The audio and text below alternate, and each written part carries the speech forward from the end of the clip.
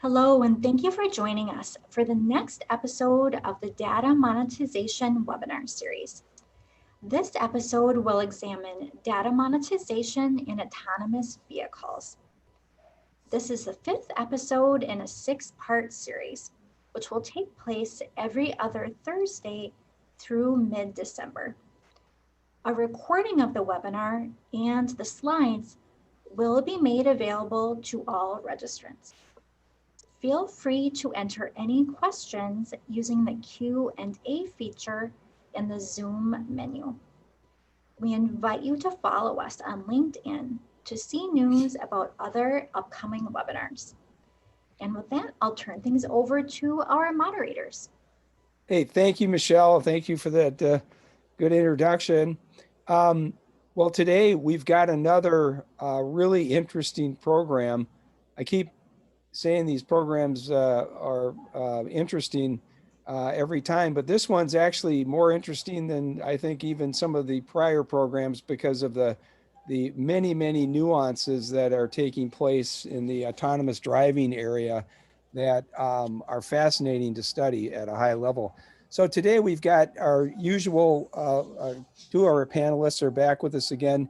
Suneel Arora, who's a senior partner at the Schwegman Lundberg law firm. And Suneel's got a long history of representing companies all the way from startups to Fortune 50 companies, and specializes in particular in electronics and med tech. And so this program is Suneel's brainchild. And so thanks, Suneel, for putting this all together. And I look forward to some of your questions as usual today that are often elicit some really interesting insight. Our next panelist is Manjeet Rege, who is the associate professor and director for the Center for Applied Artificial Intelligence at the University of St. Thomas. Manjeet has got a PhD in computer science and a bachelor's degree in mathematics. He's a leading thought leader in the area of artificial intelligence and machine learning. He's got his own podcast called All Things Data, which I highly recommend if you are interested in podcasts. And so Manjeet will be one of our presenters today. And then today we've got a special guest, Kaivan Kirimi. Kaivan has got a really interesting presentation today. Kaivan has a really deep background in this technology area. He's got a BS and an MS in electrical engineering. He's got an MBA. He spent about half of his career working in wireless networking technologies and about half in industrial and automotive.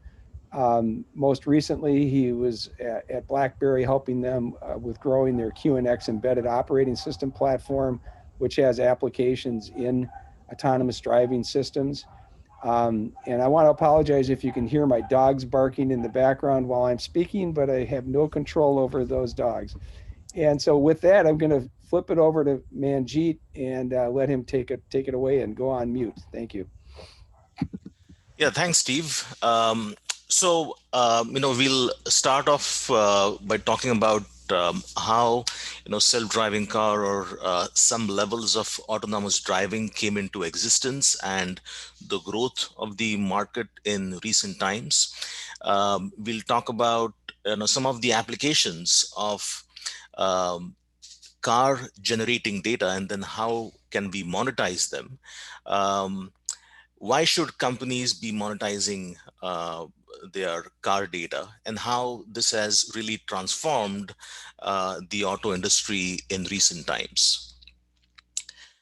So, when we talk about self-driving car, and it's been a popular topic these days, but if you look at research, I've had friends who have had a PhD in computer science in 1990s, and the topic of their research was a self-driving car. It is just that now you're seeing this technology come into the market. And if you go back in time, the time at which this really came into the forefront was around 2004, when DARPA sponsored the very first driverless car grand challenge in the Mojave Desert. Of the 20 entries they received then, the winning entry went 7.2 miles. Now in 2007, so that is just 3 years later, In the urban challenge, the winning entries went 60 miles under city like constraints. So that set a lot of interest in self driving cars. Every major car manufacturer began investing heavily in developing self-driving cars, and as privately owned vehicles, became increasingly connected to each other, to external infrastructure via a growing number of sensors, a massive amount of data is being generated. Um, so, auto companies naturally are interested in gathering this data, leveraging insights from data in ways that can be monetized. Now, when we talk about autonomous driving, there are these different levels of autonomous driving. Level zero is no automation. Now, majority of the cars on the road today belong to this category. The human driver is in full charge of all and every aspect of the dynamic driving tasks. Um, Level one is driver assistance. So, in a vehicle with level one autonomy, the human driver is in control of either steering or acceleration or deceleration using information about the driving environment. Level two is partial automation. So, driving mode controls both the steering and the acceleration or the deceleration. The human driver performs the remaining aspects of the dynamic driving task, being responsible for changing lanes, exiting freeways, making turns, things like that. Level three is conditional automation. So the vehicle's automation or the automated driving system monitors the driving environment, controlling the acceleration, braking, and steering. The human driver is in control, however, needs to respond appropriately to a request to intervene. Then we go to high automation in level four. The system controls all aspects of the driving tasks. This includes situations in which the human driver doesn't respond appropriately when required to intervene. So both, Ford and Volvo are going to offer a level 4 car by 2021. Then we get to level 5, that is full automation. So here, the automated driving system is in operation full time. All aspects of the dynamic driving tasks under all roadway and environmental conditions are autonomous. So automakers have not yet set a timeline for when exactly fully self-driving cars will come to the market. But with the level 5 car, you're going to be able to set the destination, lay back and relax while the car takes you safely to your end destination. Car and data, right? So, in terms of if you are going to be having so many sensors inside your car, um, automatically you're generating a lot of data. So today's connected cars have sensors and cameras that monitor and track their surroundings and produce vast amounts of data that's incredibly valuable to automakers and third parties. Data about how far we travel and how many trips we make can help manufacturers identify faults in our vehicles and plan even maintenance for us. However, drivers are often unaware of just how much of their information is being collected. A car can generate approximately 25 gigabytes of data every hour and as much as 4,000 gigabytes a day. Now, whenever there is data, there is opportunity for monetization. So, according to McKinsey, global revenue from car data monetization will grow to be between 450 to 750 billion by 2030. So, needless to say, car data is going to be a big business. How can the car data be used for? So, currently, most common usage of car data is to improve the driving experience. It can be used to increase your comfort as a driver and provide you with up to date information for navigation, automatic speed adjustment based on the speed limit. Vehicle sensors are connected to different components inside the car, and that can provide information on which parts require maintenance. Now, the Insurance Information Institute reports that there will be 3.5 million self driving cars on US roads by 2025 and 4.5 million by 2030. Now, as a result, car sharing is going to be on the rise. Car ownership will go down and car sharing will significantly increase. Um, So as it stands, the Western Europe and US is leading the shared mobility markets, with Asia experiencing the fastest growth in the field. Um, PwC's research reveals that 47% of European consumers would consider giving up their own car in favor of a autonomous taxi service. In another study, there are estimates by 2025 36 million people will use car shared services. Now, that opens up opportunities for monetization. And one such opportunity is to have um, some sort of an autonomous vehicle in public transportation. So it is expected that self driving cars will play a big role in public transportation, with Google's Waymo taxi service being one of the better known providers. Now, this was launched initially in 2018, but recently they have kind of expanded this service out.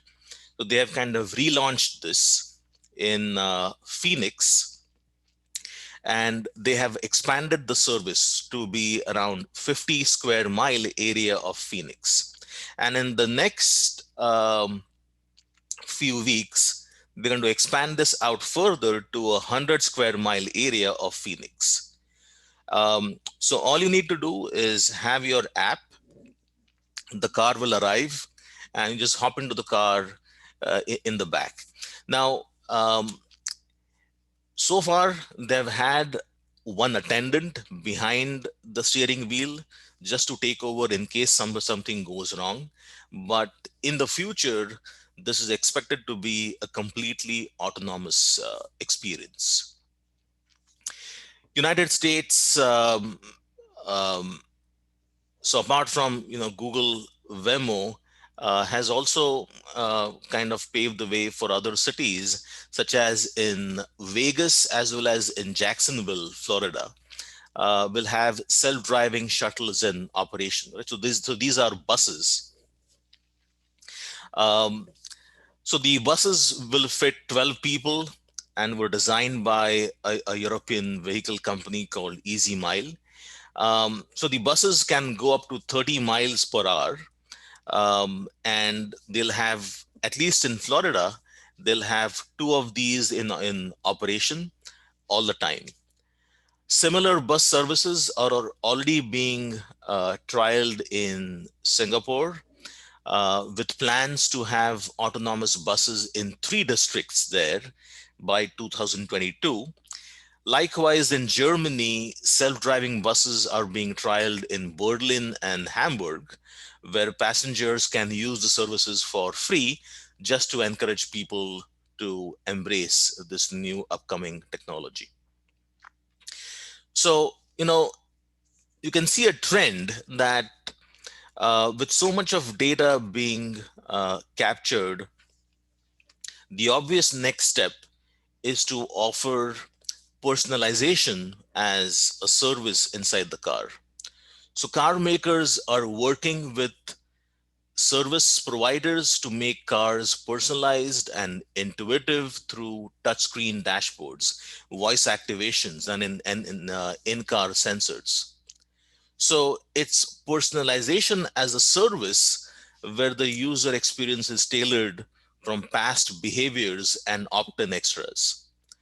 Fiat Chrysler announced the Uconnect 5 global platform, which will be rolled out in Chrysler, Dodge, Jeep, and Ram vehicles. Each customer can build their own profile, featuring preferences for music and vehicle operation. The system also connects vehicle side systems to a driver's profile, such as temperature, seating position, and mirror placement. Now, this year at the CES conference, Sony unveiled Sony Vision S, and this is the picture of that, a concept car that encompasses safety and entertainment. The car is embedded with 33 sensors that can spot hazards and detect driver fatigue. But the interesting aspect of this is that the Sony Vision S will come with an app on your phone that enables a driver to summon their parked car to their present locations. Your car is parked somewhere on your phone. You just say, I'm at this location. The car will autonomously arrive at your location. Now, in car retail experiences are also going to be a revenue generating opportunity. General Motors kicked off industry's first commerce platform for on demand reservations and purchases in 2017 called the Marketplace. So it's a dashboard touchscreen retail platform, and it's grown more capable over the last few years. It leverages machine learning from real time interaction data such as location, time of day, drivers' established digital relationship. So, cars of the future will see a massive growth in pay as you go subscriptions and in car entertainment as a service with transactions spread across channels, platforms, and devices. So it's a huge revenue opportunity for car manufacturers and the abundance of businesses set to profit.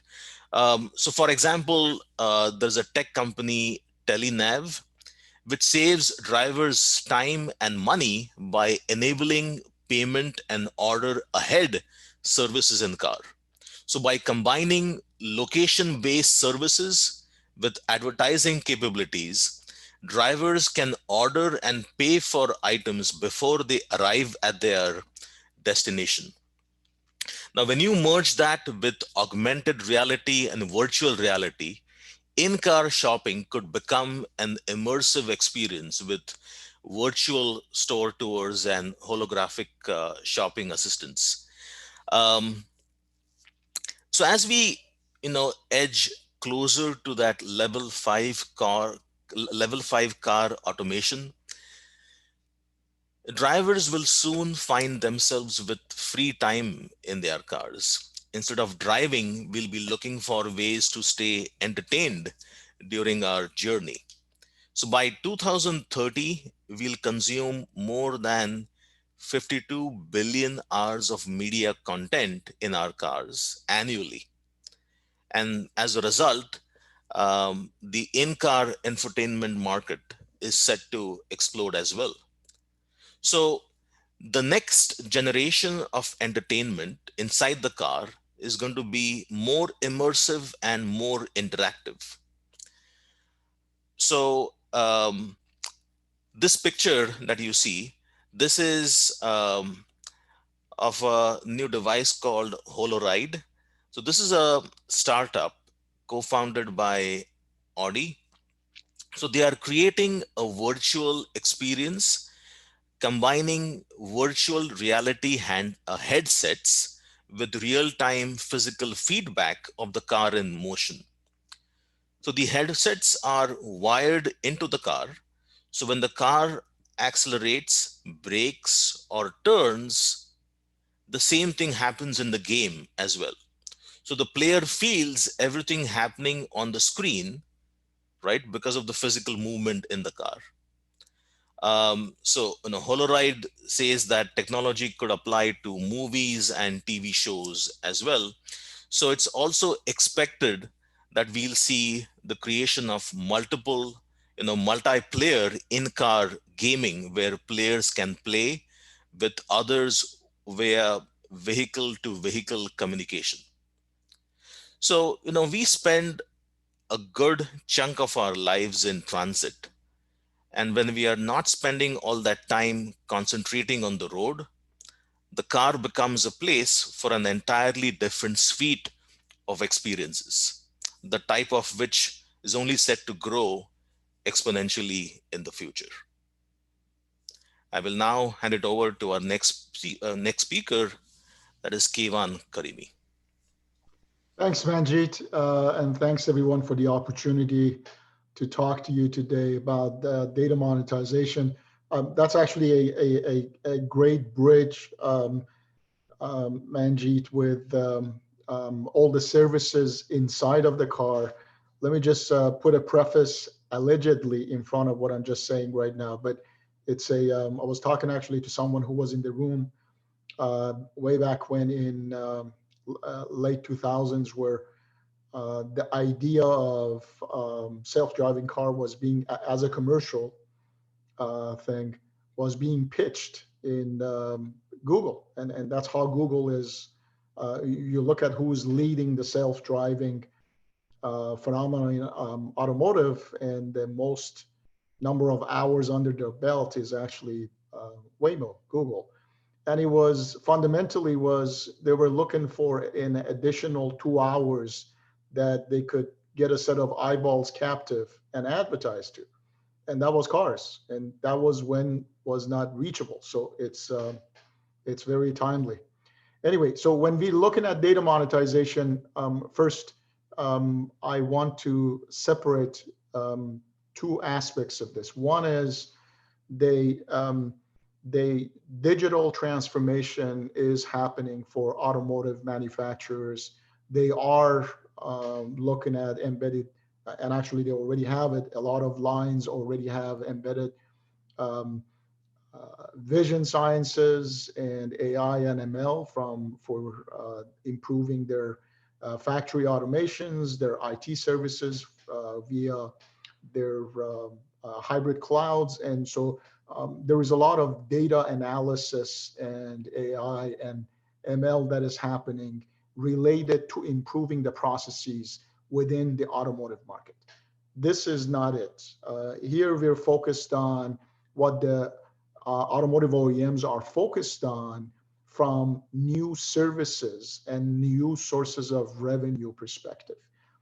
The other thing that I want to separate based on what you guys just saw on the levels of automations, today the industry is focused on something called Euro NCAP 2022-2023, which is level 2.5 and level 3.5 up to 2024 from the levels of automation we're talking about. Level 4 and level 5 really require additional infrastructure and additional regulations to come into play for them to happen. There are automotive companies who advertise, hey, I'm level 4 capable, but the level 4 capable and actual level 4 are two different things. They're talking about hardware capabilities and some level of software capability versus indeed a level 4 full capability, which is not possible. From a full autonomy perspective, most people in the industry will tell you that wouldn't happen probably until 2030 and beyond. So there are two things. One is the autonomous drives, and one is the connected car. And most of what I'm talking about is level 2, level 3, which is right around the corner, but within the context of a connected car. And all of that is going to generate a lot of data and additional sources of revenue and additional opportunities. What is good about this, even if fully autonomous cars won't happen until 2035, what is really good about this, and all goodness from my perspective, is that today, if you go and buy a new car and you get the ADAS functions included in it, you'll see that for about $500 to $700 to $1,000, you get a whole slew of new safety capabilities that you didn't have before.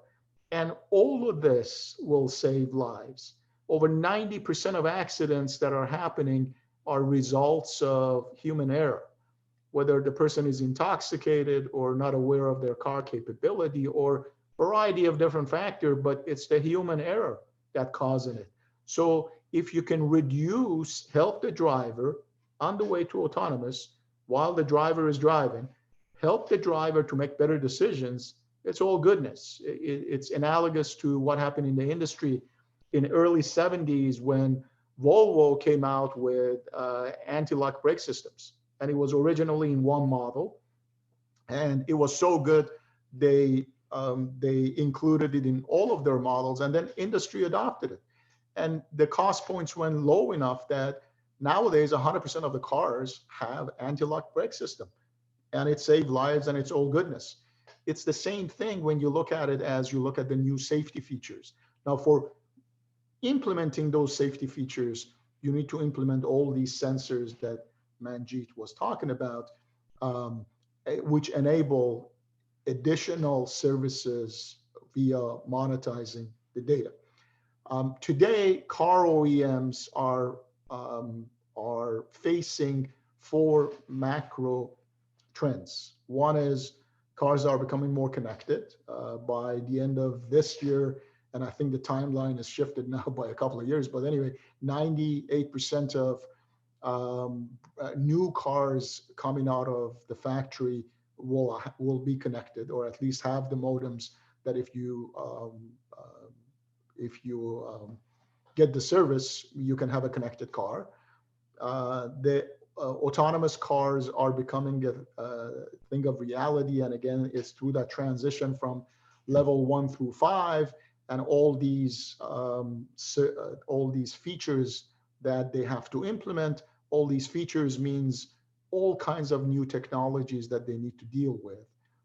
Shared economy, again, it's, if you look at the number of young people who are applying for driver's license, you look at the shared cars such as Uber and Lyft and Didi and variety of different services around the world. It's actually taken off. It's for good reason. It's actually one of the least utilized assets in the industry is your car. Your car as an owner gets utilized 3% of the time. That is a waste of 97% of utilization. That's probably the least utilized assets readily available by everyone. Now, if you improve that 3% utilization to 10%, 20%, return on invested capital astronomically improves. And all of that is money back into the economy and creating jobs. Then there is the electrification, and this is happening. And it's happening in 2 different areas. One is the number of people who are buying electric cars is increasing. A lot of countries, and I'm hoping that we will go back on track on getting additional incentives for people to adopt electric cars sooner. And the second part of it is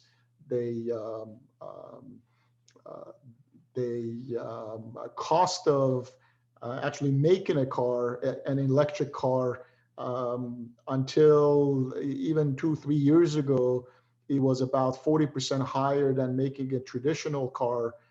By 2022, and Elon Musk just said by actually next year, in 6 months, whichever one it is, electric production of electric cars is actually going to be not on par, but it's going to be cheaper to produce electric cars than traditional cars. So all of that is goodness. Now, all of these four trends are forcing automakers to deal with all kinds of new things. It's almost like the landscape around them is literally shifting, and these are not subtle shifts. These are seismic shifts. It's analogous to, I was talking to a manager with one of the large German OEMs, and he was saying the type of decisions that he's forced to make once or twice a week now were the type of decisions he used to make once or twice a year. And so it's the rate of change has changed drastically for these guys. And automotive OEMs have to deal with all kinds of new things, new threats. I mentioned the shared economy, lowering car ownership. The industry actually pre-COVID was on a negative 2.9% year over year growth or shrinkage path. A whole lot of new agile players entering the market. When you're talking about connected anything, security means something different. And cybersecurity issues are real. There are many of this that are happening now. The question is, when is it that becomes economically viable with the number of car footprints in the market that the bad guys in earnest will try hacking the cars and collecting Bitcoins, whether it's via ransomware and whatnot. And last year was the first year that we saw the number of black hat hacks bypass the white hat hacks, meaning the good guys who were hacking from research institutes and whatnot to remove the vulnerabilities and making the cars more secure. The number of bad guys hacking superseded. It was 65% bad guys, 35% good guys last year. This year, who knows? Cybersecurity due to lines of codes. It's the most complex and vulnerable threat surface from just pure sheer number of codes, lines of codes, is a car. A typical sedan right now has over 100 million lines of codes. You look at the space shuttle, it's in the order of 20 million. An autonomous car is, people predict, to have about 300 million lines of codes. So this is a very, very complex surface, and complexity is the friend of vulnerability. And so cybersecurity issues are bad, but they're going to get worse as the stakes get higher. Then there is the Chinese government tipping the scale. It is unfortunate, and I'm hoping that things will change, but the amount of money China spent in the last 10 years on EV charging stations, electric vehicles, charging stations, technologies behind it, and now in hydrogen fuel cell, by far dwarfs. They spent over 260x of how much we spend in United States and European Union combined. They are serious about it. And so we need to, at the moment in EV, unfortunately, as much as I take pride in what Tesla is doing, we've taken a back seat, and we need to become more aggressive. And then sheer volume of decisions that I mentioned, new technologies that they need to deal with. There was a time that for a decision on a platform took an average OEM, just the decision on platform took 4 years. Today, with the new entrants, agile, small, nimble startup types in Silicon Valley, they put out cars in 2 years, not waiting to make a decision in 4 years. So it requires restructuring, reorganizing, breaking down silos internally, and then turning yourself into a new company in a hurry, all at a time that your costs are going up and your revenues are going down because of the market pressures. New business models that they need to deal with. Cars to begin with, automotive is a very low margin business, 5 to 6%. It's now you look at the number of people who are at the table that you need to feed them as a part of the ecosystem. And then new driver experiences, some of which Manjeet was talking about, which are supposed to bring in new features. And with the new features and the new apps, you should be able to augment some of the revenues lost. Whether it's the number of screens, whether it's augmented reality, whether it's virtual assistants, automatic feature updates with OTA, over-the-air software updates, smart home, automotive connected services. Your car talks to your home as you're getting closer to the home. Hey, set the temperature to X, and whatever else it is that are the settings that you want at home when you're at home versus when you're away. And then advanced biometric services. This is all the sensors that are embedded on the car. Some of them are obviously looking outside and look at the weather condition. They can look at the weather condition for microclimate information or road conditions.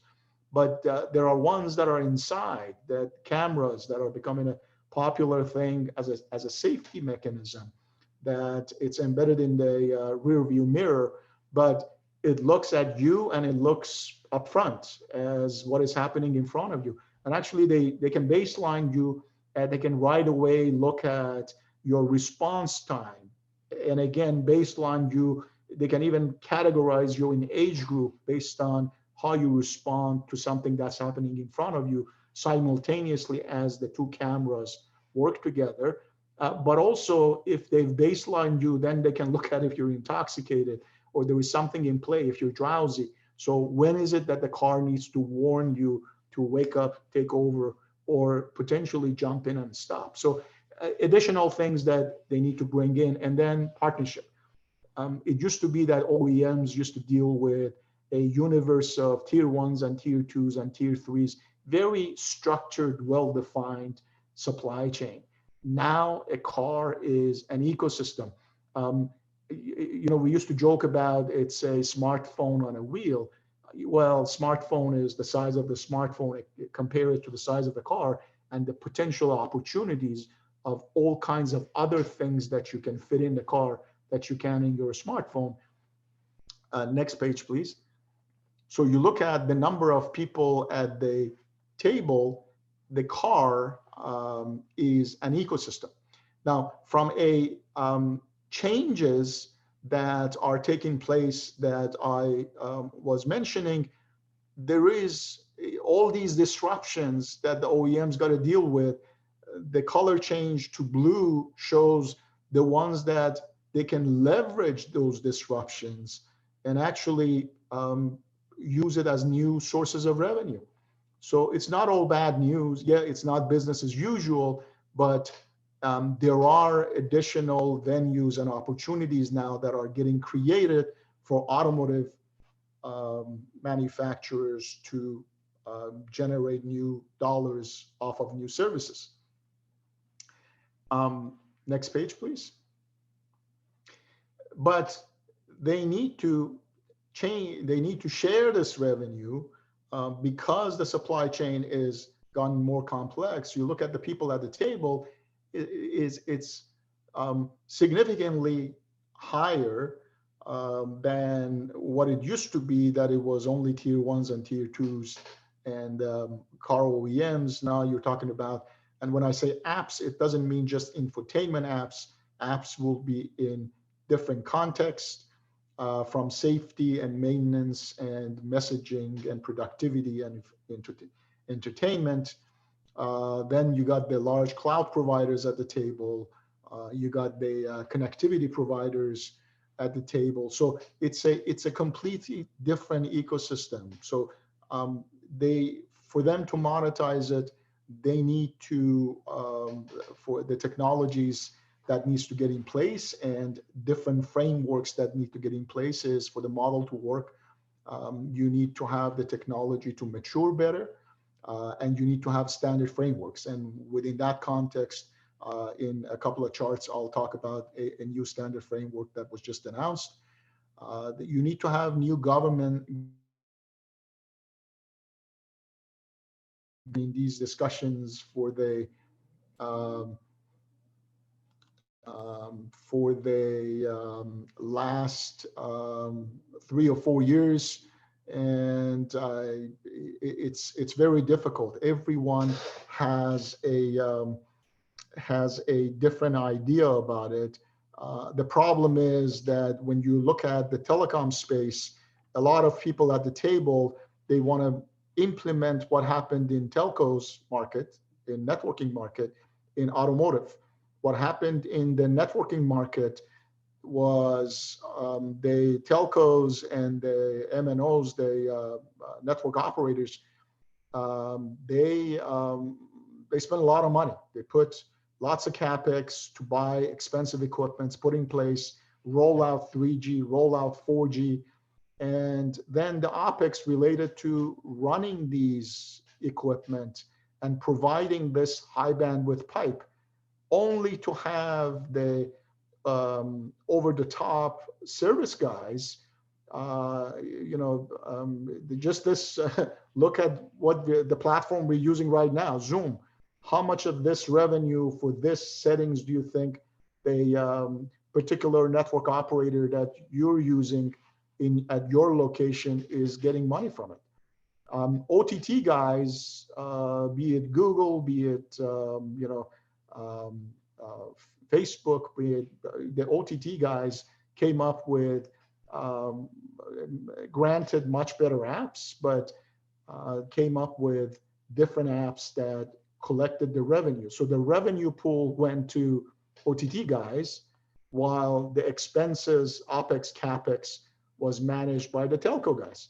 You look at the revenue per bit to the telco guys, it's going down. Ironically, with the COVID, there hasn't been a better time from the telecommunication and the demand for it yet. When you look at the financials of the telco, it tells a different story. It's the same thing here. Automotive guys can become that dumb pipe that provide the platform for apps providers to leverage and make money off of it, in which case, with the low margin business automotive is to begin with, a lot of them are going to go under. Or they can define the boundary conditions for them to have a significant cut at it. And that's where really the industry is gyrating around. And the governance and revenue sharing models primarily is so that OEMs become viable. They're hurting. They're going to carry the majority of the risk. They need to get the majority of the reward. But the industry is used to the model that the telcos followed. Obviously, we see where the telcos are right now. So new regional and global laws, including those related to ownership and liability. When a sensor takes over a particular function in a car, even in a level 3, and for whatever reason that causes an accident, who's liable for it? And then safety, security, privacy. When I talked about the two-way cameras on the rear view mirror, it's looking forward, it's looking backward. It's not only it knows your location and it knows from a geofencing perspective, bad neighborhood, good neighborhood, but it says a whole lot more from a privacy perspective related to medical conditions and related to anything else. So these are really slippery slopes. Good intentions behind all of them. The data gets collected. Unfortunately, again, United States is the worst when it comes from a privacy perspective. There are a lot better laws in Europe related to it. That also part of the reason why in the United States you have the most advanced research related to sensor data collections and monetization part of it, because there are no raw boundary conditions at the moment related to privacy angle. New AI and ML ethical standards needs to get established. If a car needs to make a decision on hitting a dog or an elderly or a young person or a building, even if it's made of gold, which one should it hit? There are no ethical standards. Lots of research, by the way, is happening, but nothing has made it to the legislators yet. And then new infrastructure within the context of smart cities to use the cars as the eyes and ears of the infrastructure for micro location information, whether it's microclimate, whether it's traffic, whether it's road conditions, accidents, etc. But also to put the infrastructure for car-to-car communications and enable higher levels of autonomy down the road. Next page, please. So here's the platform, which is the framework that I was talking about, that BlackBerry, and right now, actually, this week was the first week of AWS reInvent, which is their trade show. The platform was announced on yesterday morning, actually, by Andy Jassy. And the press release went out. It's a variety of sensors that you see in the car. And this is, again, today with the connected car. This isn't a story about level X of autonomy. You don't need that. You need a connected car.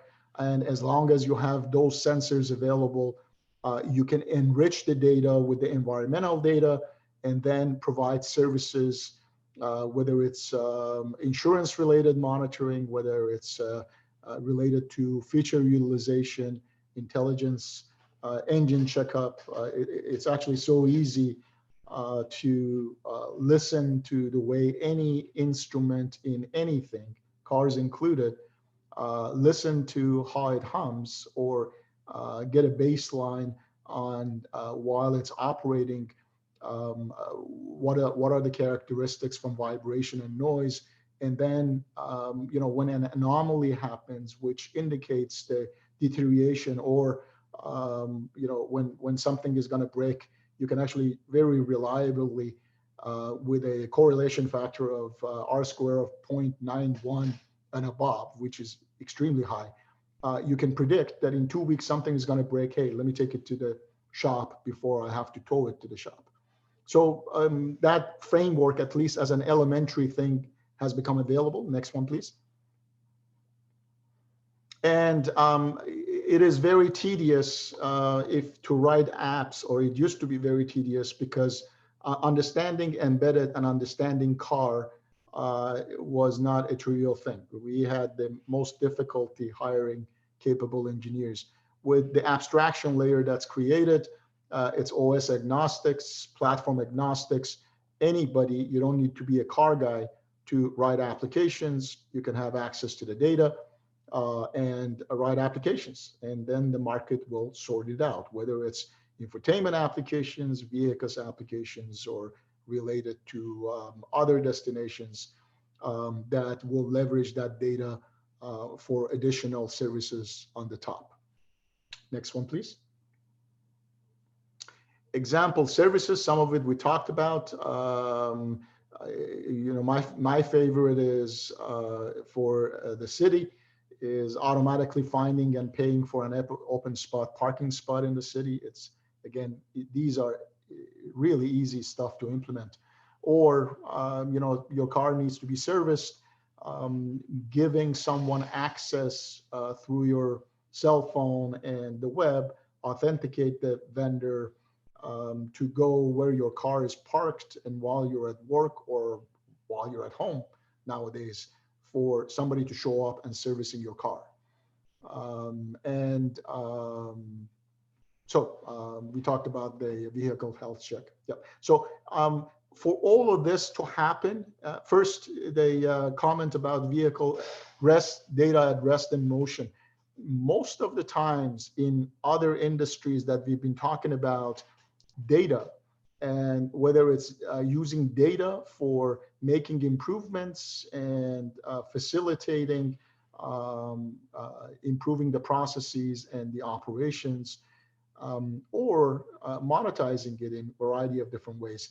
We were talking about data at rest. You collect the data, it goes into a relational database, you go back and you do a passive data analysis, and you come back and say, hey, here's the way we need to tweak the parameters, and you go and run it again, capture it, do it. When you're talking about an automotive, you're talking about dealing with data in motion. You need to, you literally jump in the middle of the pipeline and analyze it in real time or near real time, and make decisions. And that makes it a whole new ball game. Here are the factors that one needs to consider dealing with the automotive data before you can do something with it. First, come up with a data monetization strategy. And in order to do that, you need to address this question. What data needs to get collected? Again, Manjeet talked about the volume of data. An autonomous car, the volume of data that a single car can generate easily, if you don't do anything with it and you just look at raw data, can dwarf how much video traffic is happening in city of Austin today.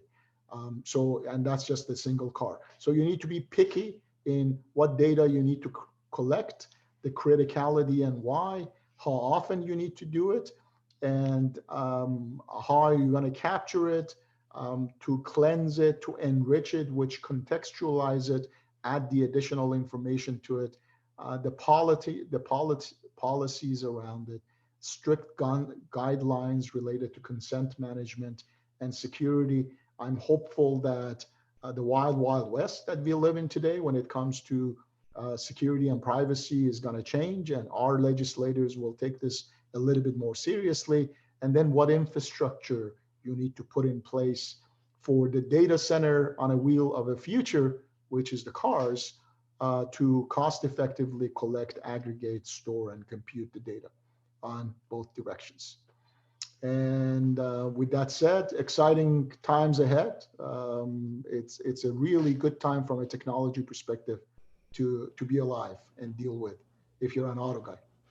Hey, Kaivan, that was terrific. And Manjeet, you as well. And, in listening to your presentation, Kaivan, and as you start to think that maybe more and more people will just use car services and not own cars, it leads you to believe that automotive industry would become more commoditized because, when you call a car, you're not really calling a specific brand. Your ego isn't tied up, or your performance desires aren't tied up in the vehicle anymore. So now it just becomes, what platform, what's layered on top of that generic car platform. And so it may be more ecosystem related type of differentiation. If you call an Uber, you get a whole bunch of extra services that you don't normally get if you call a different competitor. But yeah, I could see how the ecosystem could become way more predominant, and the features on a software level could become the driving factor for a lot of car utilization. Absolutely. And owning that relationship, that intimacy with the customer is what the automotive guys need to insist on, because you're completely right. The differentiation becomes the user experience. You will have multimodal transportation. Hey, order me an SUV for this weekend. I'm going out of town, versus I want a luxury sedan because I'm going in town. But that experience inside of the car and owning that brand experience inside of the car is what will differentiate automotive OEMs. And maybe there'll be that the automotive or the folks that are running the car services, the Ubers and type, they will be the ones that are driving more. They'll be the customers more and more of the car companies or the purchasers of the cars. So that could change the dynamics in the industry pretty substantially as well. Sure. Today is actually Uber actually does order specific models with specific platform features to a variety of car companies for their fleet operations. So they are one of the largest, and they will become probably the single largest as the market settles and you fast forward the scenario 10 years from now. Suneel, thank you, Kaivan. Suneel, did you have a question you wanted to? Yeah, I do have a question that I'd like to tee up, and it actually follows on to what you just mentioned, what the two of you just mentioned. And I think what it relates to is that, who is going to control the user experience? Is it going to be, for example, in that GM marketplace, and I drive around in a GM product, is it going to be the car makers versus the third-party providers? And I know Kaivan said that, because the car makers are taking the risks, that they should really be able to retain the control over that experience. But, in my experience, that isn't traditionally something that the car makers have done really very well or very successfully. And I think about how many times that I've actually used the navigation system on my car versus the one on my phone. And so I just wonder, Kaivan, if you have any thoughts as to, are the car makers going to be successful in trying to control the platform that comes with their vehicle, or would they be better off trying to take, a much more open approach? So first, every car maker that I know, as of 3 years ago, they hired this particular office, which is focused on a bunch of MBAs, some of them ex-car guys, focused on how do we monetize. They realize that but not all car OEMs are the same. Some are a lot more sophisticated, and some are considered to be fast followers. And frankly, some of them are, as you look at them, they're dead man walking. They're still old-fashioned mentality. But it is understood by majority of the industry, and especially the thought leaders in the industry, which is a couple of Germans actually are considered thought leaders in the industry, that the in-car experience will drive car ownership. Now, you'll have to look at it as clips of, you're looking at the next 10 years, you're looking at the next 20 years, 30 years. It becomes 20 years and beyond becomes more fuzzy. If this is indeed what we're looking at, this animal car that we're talking about, or is it going to be something different? But within the next 10 years, the winners are the ones who are going to try to own their customer better based on the user experience. That's a great point, Kaivan. I had a quick question for you as well. Just to follow up with what Steve and Suneel said, if a consumer, is building a digital relationship with, let's say, a car sharing service like Uber or Lyft, and they end up being the customers of an automotive company, the digital experience inside the car, is that then being offered by the car sharing company or the automotive company? Because I'm thinking, if Uber has a digital relationship with me and Uber knows that I like a particular kind of music, so when the car arrives, that's the music that should be playing. Mhm.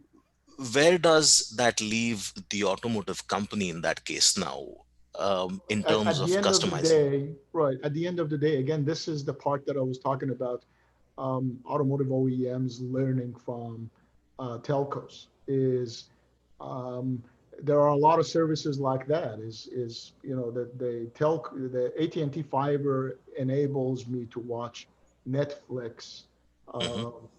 uh, while AT&T fiber makes diddly off of Netflix.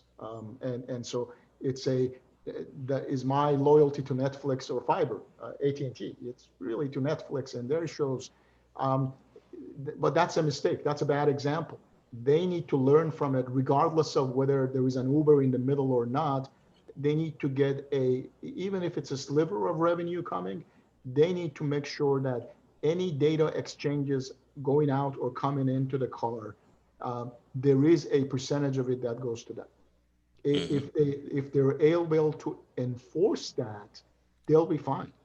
Otherwise, a repeat of the same thing as what the over-the-top guys did to the telco guys, and they become dumb pipes. Mhm.